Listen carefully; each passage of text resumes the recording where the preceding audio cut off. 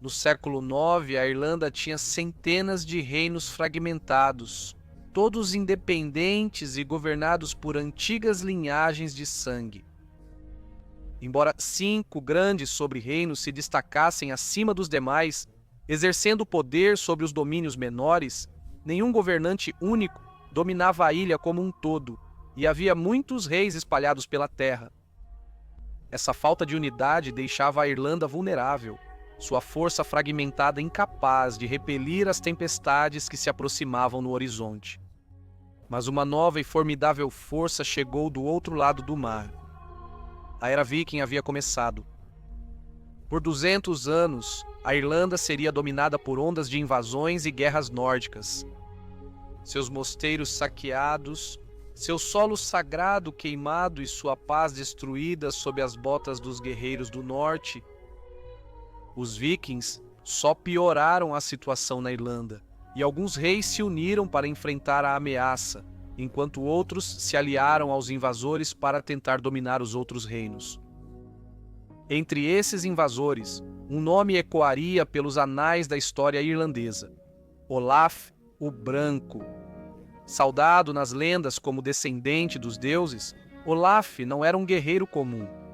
Ele se tornaria o primeiro rei de Dublin, estabelecendo uma fortaleza nórdica em solo irlandês, que moldaria o destino da ilha por gerações e se tornaria um dos postos comerciais mais importantes da Grã-Bretanha, conhecido pelos irlandeses como Amlaíb Conan e o Rei dos Estrangeiros. Seu nome era pronunciado com medo e temor em cada reino fragmentado da Irlanda, mas para fins deste vídeo, vou me referir a ele como Olaf. A saga dos habitantes da Terra o chama de o maior que caminhou para o oeste sobre o mar, refletindo sua grandeza. Esta é a história dele. A saga Landnámabók é uma obra escrita medieval islandesa que descreve a herança de Olaf. Ela afirma: havia um rei guerreiro chamado Olaf, o Branco, filho do rei Ingjalds, filho de Helgi, filho de Olaf, filho de Gudrod, filho de Halfdan Pernabranca, rei dos Uplands.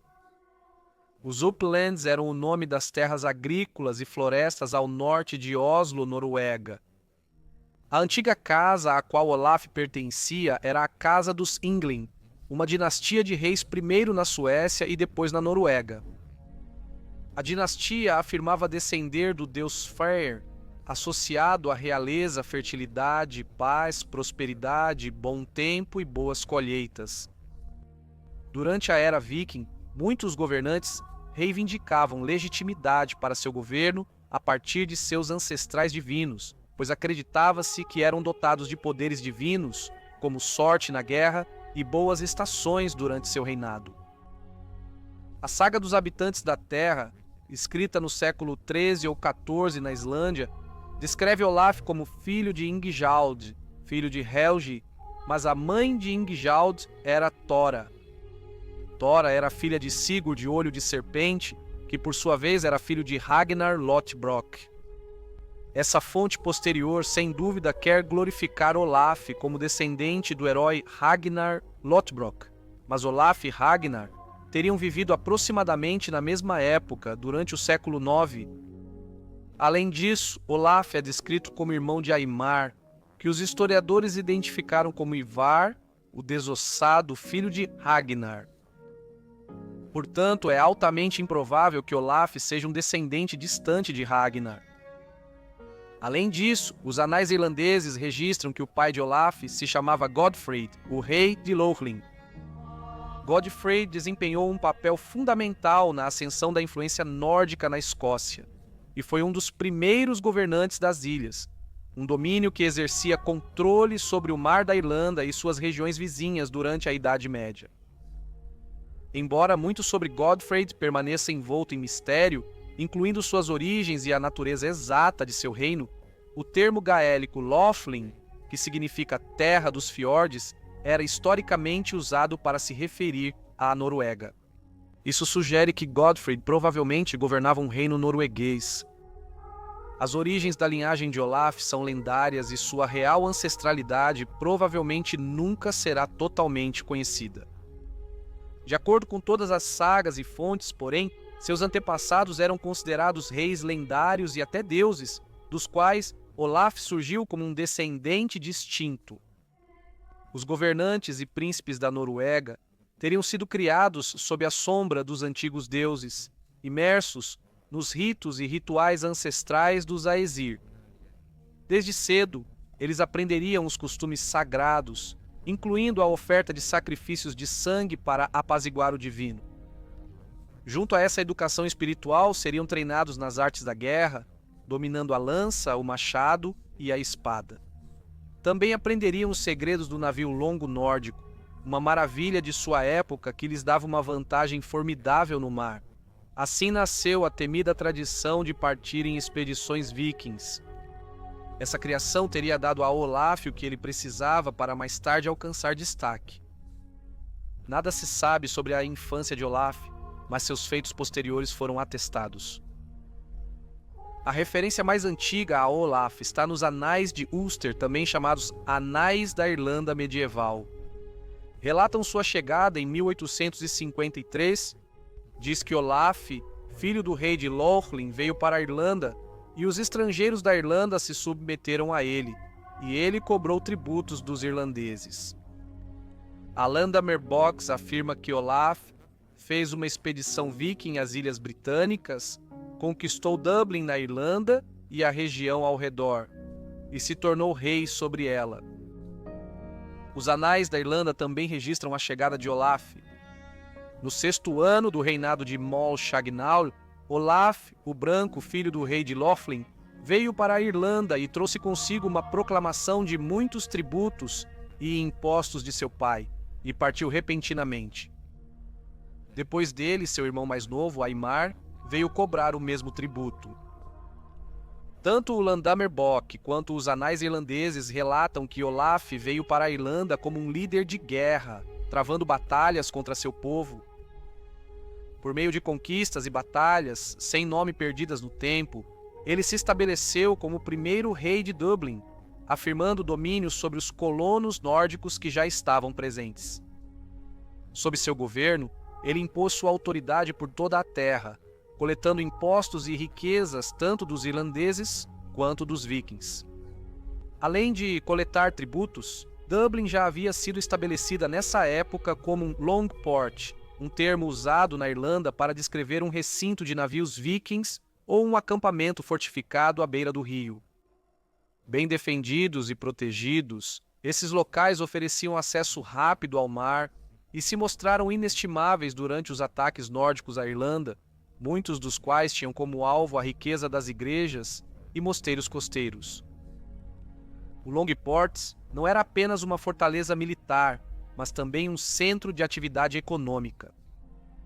Evidências arqueológicas revelam uma rede comercial vibrante, com importações e exportações que incluíam tecidos, peles de animais e âmbar. Com o tempo, Dublin cresceu e se tornou o maior mercado de escravos da Europa Ocidental, consolidando seu papel como um centro econômico no mundo viking. Assim, sob o governo de Olaf, o Branco, Dublin surgiu como o primeiro reino nórdico na Irlanda.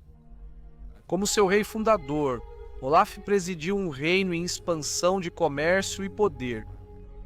Quando Olaf, o Branco, pisou em solo irlandês, a ilha estava sob a sombra de Moll Shacnel, primeiro que havia sido proclamado o grande rei da primeira Irlanda.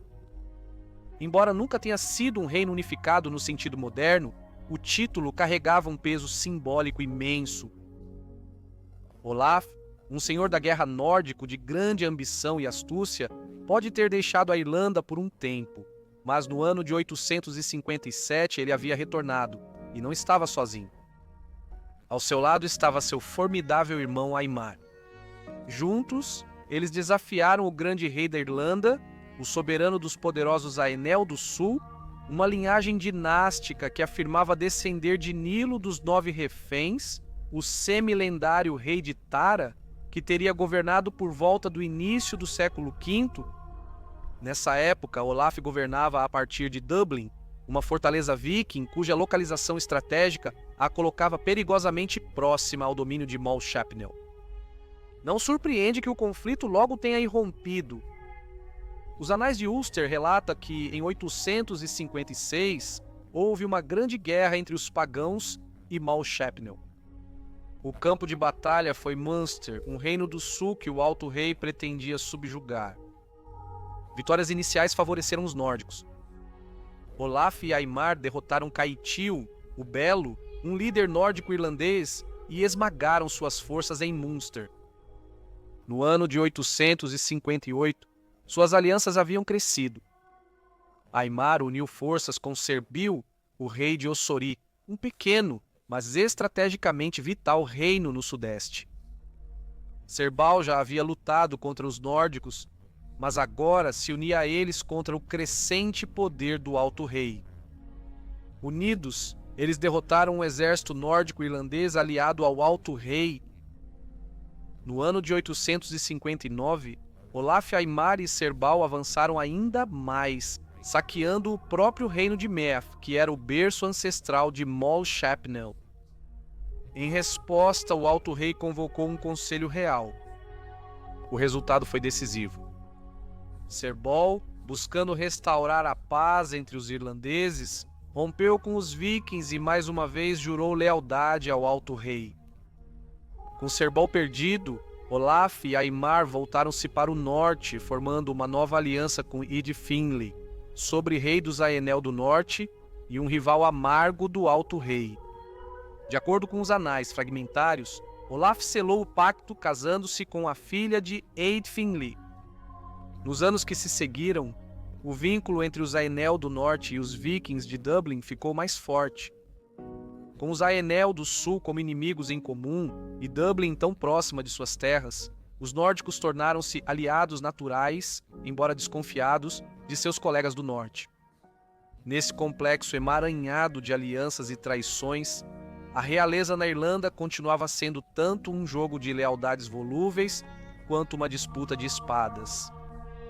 No ano de 862, Moll Chapnel, o grande rei do sul de Enel, faleceu. Com sua morte, o reino de Meath foi dividido entre dois governantes menores, Lorcan mac Cahill e conquistador Macdon Ceda. Essa fragmentação apresentou uma oportunidade rara, e Olaf e Aimar, sempre atentos a qualquer vantagem, agiram rapidamente para expandir seu domínio sobre as enfraquecidas terras centrais da Irlanda. De acordo com os anais, Olaf atacou com precisão implacável. Ele afogou o rei conqueror Macdon Ceda no local sagrado da abadia de Clonard, uma demonstração assustadora da ambição nórdica profanando a santidade irlandesa. Assim como Olaf estava matando muitos reis irlandeses, ocorreu uma mudança de estratégia. Em meados da década de 860, Olaf e Aimar voltaram sua atenção para além-mar, para a Grã-Bretanha. Suas campanhas na Irlanda foram interrompidas e, no ano de 864, Aimar desaparece completamente das crônicas irlandesas. Por 6 anos, ele fica ausente dos registros, levando muitos historiadores a acreditarem que ele era, na verdade, o temível Ivar, o desossado, o comandante do grande exército pagão que devastou a Inglaterra anglo-saxônica durante esse período. Com seus inimigos mais formidáveis fora de cena, os reis nativos irlandeses aproveitaram o momento para revidar. Por toda a terra, os Longports vikings, que antes eram fortalezas do poder nórdico, foram atacados e arrasados. Os homens deixados por Olaf e Aimar foram derrotados em batalha, principalmente pelos guerreiros de Leinster. Até um forte em Dublin, símbolo do reinado de Olaf, foi destruído. No ano de 867, Olaf retornou a Dublin, provavelmente atraído pelas notícias dessas derrotas, mas seus problemas estavam longe de acabar. No ano seguinte, seu próprio filho, Carlos, caiu em batalha, morto enquanto lutava contra as forças do rei Ead Finlay, que antes era aliado de Olaf e agora seu amargo rival. Esse foi um golpe devastador e uma vitória retumbante para o irlandês do norte Inel, uma vitória que ecoou pelos anais irlandeses. Olaf, furioso, quis vingança. Ele liderou um ataque a Armagh, o coração espiritual do Zienel do Norte e um dos locais monásticos mais reverenciados da Irlanda. Foi um ataque não só de violência, mas também de simbolismo, uma mensagem desafiadora gravada em sangue. No ano de 870, as marés haviam mudado mais uma vez. As disputas entre reis de Leinster os enfraqueceram, permitindo aos nórdicos recuperar forças. Com o equilíbrio de poder mudando a seu favor, Olaf mais uma vez voltou seu olhar para além do mar, pronto para retomar seus ataques às costas da Grã-Bretanha. Após causar estragos na Inglaterra, Aimar, conhecido como Ivar, o Desossado, voltou-se para o norte. Suas campanhas já haviam deixado cicatrizes profundas. Ele havia capturado York no ano de 866, matado o rei Eller da Nortúmbria pelo ritual macabro da Águia de Sangue e zombado do martírio do rei Edmundo da Anglia Oriental. Com metade da Inglaterra se curvando, suas ambições voltaram a despertar. Olaf, o Branco, rei de Dublin, e seu irmão de armas também olharam ao norte. Seus olhos voltaram-se para Strathclyde, terra rica em saques e promessas. No coração desse reino, erguia-se a fortaleza de Dumbarton Rock, também conhecida como Outclut, a antiga sede de um orgulhoso reino bretão. Estratégica na confluência dos rios Clyde e Leven, a cidadela controlava as rotas fluviais para as terras baixas centrais da Escócia. Sua localização por si só a tornava uma joia que valia a pena conquistar. Também era o último dos reinos britônicos fora do país de Gales. Para os nórdicos era tanto uma ameaça quanto um prêmio. Durante grande parte do século IX, esse reino foi poupado da fúria total da tempestade viking que varreu a Irlanda, a Inglaterra e as costas escocesas.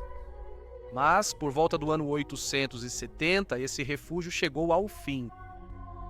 Aimar e Olaf uniram suas forças, o poder das tropas de guerra de Dublin com os veteranos endurecidos das campanhas inglesas, e zarparam rumo a Dumbarton. Quando um ataque direto falhou em tomar a fortaleza, eles cercaram a grande rocha. Durante 4 meses, bombardearam suas muralhas e bloquearam suas margens. Esse foi um feito quase inédito na Guerra Viking, refletindo tanto a força das defesas de Dumbarton quanto a determinação dos nórdicos. Dentro da fortaleza, os defensores resistiram, mas então o suprimento de água acabou. Cercados e sedentos, a orgulhosa guarnição acabou se rendendo.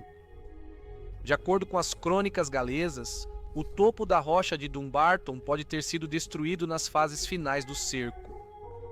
Quando os portões finalmente caíram, os vikings invadiram a fortaleza, saqueando seus tesouros e fazendo prisioneiros.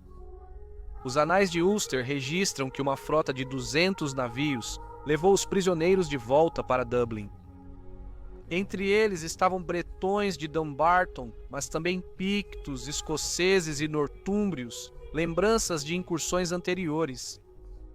Embora o destino final não tenha sido registrado, provavelmente foram vendidos como escravos em Dublin, um dos maiores mercados do tipo na Europa na época. A queda de Dumbarton marcou o fim da dominação de Outclut. Sua sede real e religiosa foi transferida rio acima, e a rocha de Dumbarton pode ter sido uma fortaleza nórdica por um tempo. No norte, o nome de Olaf, o Branco, seria lembrado por muito tempo não apenas como conquistador de Dublin ou rei entre os nórdicos, mas como o homem que derrubou uma das últimas grandes fortalezas britônicas. Olaf, o Branco, retornou a Dublin no ano de 871, e com isso, os anais contemporâneos se silenciam sobre seu destino. Mas os anais fragmentários da Irlanda dão um último vislumbre. Ainda nesse ano, Olaf voltou a Lothling, terra natal dos nórdicos, para ajudar seu pai, o rei Galfrid, em tempos de guerra, indicando que pode ter retornado à Noruega para novas batalhas. O que ocorreu com ele está cercado por lendas e memórias contraditórias. De acordo com a crônica picta, Olaf encontrou seu fim por volta do ano de 874, no meio de uma campanha implacável contra o rei Constantino I da Escócia. Ela afirma que Olaf e seu exército devastaram a Pictávia, e ele permaneceu lá do 1º de janeiro até a festa de São Patrício. Novamente, no 3º ano, enquanto recolhia tributos, Olaf foi morto por Constantino. Já o Landnámabók islandês traz outra versão. Lá dizem que Olaf morreu em solo irlandês caindo em batalha. O Landnámabók também registra que Olaf se casou com Aedre, a de mente profunda, filha de Ketil Nariz Chato, o rei nórdico das ilhas. Olaf e sua esposa tiveram um filho, Thorstein, o Vermelho, que se tornou um feroz senhor da guerra, liderando campanhas para conquistar a Escócia na década de 870. No entanto, o legado de Olaf já estava selado. Ele foi o primeiro rei nórdico de Dublin, o fundador de um reino que se tornaria o domínio viking mais duradouro na Irlanda. Sob seu governo, Dublin prosperou não apenas como um reduto de guerreiros, mas como um centro de comércio e riqueza, uma porta de entrada entre a Irlanda e o amplo mundo viking. Ele era mais do que um rei. Para os nórdicos, ele descendia dos deuses, era um matador de reis, destruidor de fortalezas e o homem que conquistou a inexpugnável rocha de Dumbarton, e seu nome ecoou tanto nas sagas quanto nos anais. Após a morte de Olaf, seu irmão Aimar assumiu o trono de Dublin e foi Aimar quem viria a fundar uma das mais poderosas dinastias nórdico-gaélicas, que governou os mares e as costas do Mar da Irlanda. De Dublin a York, a influência do rei nórdico seria sentida. Mas nada disso, nenhuma das conquistas, nenhum do legado teria sido possível sem Olaf, o Branco. Agradeço muito a todos os meus membros. A contribuição de vocês é valiosa para a continuidade do canal e eu agradeço imensamente a todos vocês. Agradecimento especial ao John Sites. Espero que tenham gostado do vídeo. Se você gostou, não se esqueça de curtir, se inscrever e compartilhar. E eu vejo todos vocês na próxima semana para mais um Perfis da História.